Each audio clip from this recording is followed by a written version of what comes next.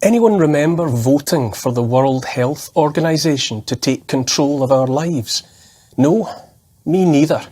And yet here we are, teetering on the brink of joining most of the countries of the world in surrendering our national sovereignty under the terms of a proposed new pandemic treaty.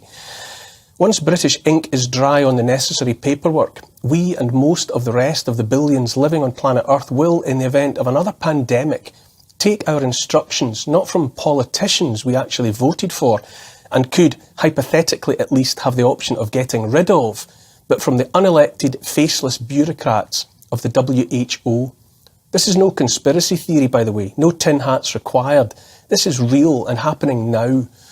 And a whole lot of people would rather you weren't paying attention. The WHO is a fabulously wealthy offshoot of the United Nations. It has its head office in Geneva and is presently headed by Ethiopian-born Tedros Adhanom Ghebreyesus. Know much about him? No, nor me. He and it are funded by 194 member states and also by donations from private entities. As things stand, most of its money comes from the United States of America, from communist China, and from computer salesman and international man of mystery Bill Gates. Let us remember that for the past 2 years, the WHO has loudly celebrated the approach taken by China to the handling of COVID-19. Even now, as tens or perhaps hundreds of millions of Chinese citizens remain locked in their homes in scores of cities across that country, and after unknown numbers have died in those circumstances, including some who committed suicide by leaping to their deaths from their tower block imprisonment, the WHO continues to applaud the tactics of the Chinese Communist Party that is its benefactor.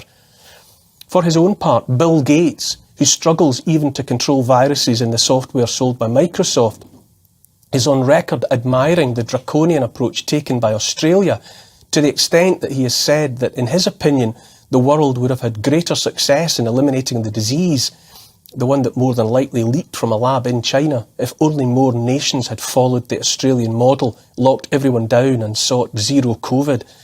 Now we in Great Britain, without so much as a by your leave from our leaders, and along with around 95% of the world's population, must contemplate a future in which decisions about what we will be ordered to do in the face of another pandemic will be taken by the unelected, unaccountable bureaucrats of the Chinese Communist Party worshipping WHO under the unseemly influence of a tech billionaire with no more qualifications in the fields of medicine and disease control than I have.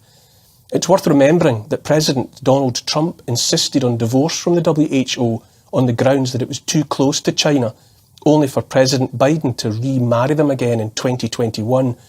All of that is history, however. In a matter of days, the World Health Assembly will meet in Geneva for a vote on the treaty. The target date for final ratification is in May 2024, but by then the power grab will have long been completed. Amendments written into the proposed treaty by the re-enamoured Biden administration will see 194 nations cede sovereignty over national health care decisions to the WHO. The WHO would thereby have decision-making power over and above our own government and every other government. Consider this. When you watch footage of the 26 million people of Shanghai locked down in their homes, their cats and dogs beaten to death in the street, the WHO would, by the terms of the new treaty, have the power to impose the same on cities here. Note too that under the terms of the treaty, the WHO does not have to show any data to legitimise its conclusions or decisions. It's also worth knowing, to say the least, that it would be up to the WHO to define what the next pandemic is. Seeing how things are going, I would hardly be surprised to hear about a pandemic of obesity or of heart attacks, followed by the lockdowns and other restrictions to deal with same. No doubt lockdowns to fix the climate can't be far away either. In the case of climate, the WHO might draw the conclusion that we, the human species, are the virus. Who knows what they might conclude and decide then. Be in no doubt, this so-called pandemic treaty is the single greatest global power grab that any of us has seen in our lifetime. It's nothing less than the groundwork, the laying of deep foundations for global governance through the WHO. Many of those opposed to the treaty, and there is an online petition here in the UK seeking to demand that the matter be discussed in Parliament, have pointed to the, shall we say, compromised position of the WHO itself. Much has been made of the notion that a fish rots from the head. Back in 2017, Robert Mugabe of Zimbabwe was appointed as a goodwill ambassador of the WHO by Tedros, and only dropped after shrieks of outrage from those who pointed out that Mugabe might have been a controversial choice of poster boy for an organisation notionally committed to the well-being of living people. A glance at the 34-member executive board of the WHO reveals seats occupied by such human rights luminaries as Syria and East Timor, among others. And remember all the time the links the WHO has with communist China, a state with more human rights abuses under its belt than any decent human being might want to contemplate. And that's before we get to the looming presence of the world's fourth, or is it second, richest man, the one and only Bill Gates and his foundation, whose commitment to mass vaccination is unsurpassed. As far as I'm concerned, the whole thing stinks like the aforementioned dead fish. The approach taken to COVID by the Chinese government and endorsed by the WHO was never about health, I say, and always about control. Just as there is more than one way to skin a cat, one beaten to death in a Shanghai street by a man in a hazmat suit armed with a stick, perhaps, so there is more than one way to seek to impose undemocratic authoritarian control upon a population. Just as for instance, a government desiring such control might try frightening the living daylights out of its people, telling them that if they don't take their medicine that Big Pharma knows in advance might kill or maim some of them, that they won't be able to travel, leave the country, go to work, or the pub, or the cinema, or to school. A government, or indeed any unelected body seeking total control, might tell its people that unless they do what they're told, they won't ever be getting back to anything even resembling their old normal lives. That's not how you protect people from a pandemic. That's how you exploit and manipulate the very notion of a pandemic in order to seize and retain control.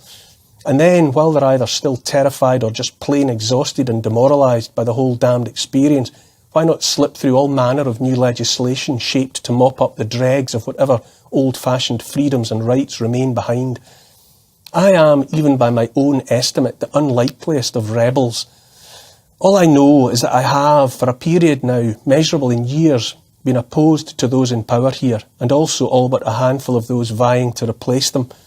For the longest time I've cared not a jot what those jokers try and tell me to do. The evidence coming out now about lockdown harms, about vaccine harms, tells me I was right to follow my own path. In short, I've had enough of the lot of them. They don't speak for me, or in any way matter to me. If this pandemic treaty comes to pass, I will disregard it. I'll ignore any future lockdown ordained by any power. I'll take no mandated vaccine, not while I have breath in my body. The WHO and all its little wizards can take a running jump. The men in suits can sign whatever treaties they want. I don't care. Not one of them, not Johnson, not Trudeau, not Macron and the rest, has the stomach for the wet work that would be required to put their authoritarian plans into action. We owe it to ourselves, perhaps we even owe it to them, to tell them that they're living in a fantasy world of their own creation and that we want none of it. Let them have the gall to seek to sign away our freedoms in such a high-handed manner this month or in 2024. I, for one, am not playing along. As Patrick McGowan's character said in The Prisoner, I'm not a number, I'm a free man.